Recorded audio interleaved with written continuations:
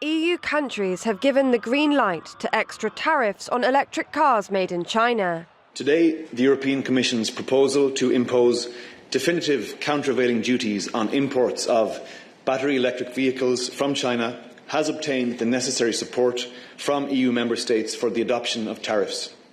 Tariffs of up to 45% on imports could be imposed. The idea was discussed back in June on the grounds China benefited heavily from unfair subsidies. Now it's likely to go ahead. 10 member states, including France, Italy and Poland, backed tariffs. 5 voted against, with 12 abstentions. The region's biggest economy and major car producer, Germany, vehemently opposed, while Hungary says it's tantamount to an economic Cold War.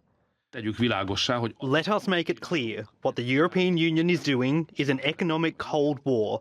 We oppose that. If this continues, the European economy will die. But I would add something more serious than that.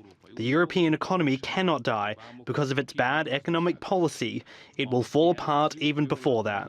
The China Chamber of Commerce to the EU responded with deep disappointment and called on the EU to be cautious, adding it risks deterring Chinese investments, undermining competitiveness.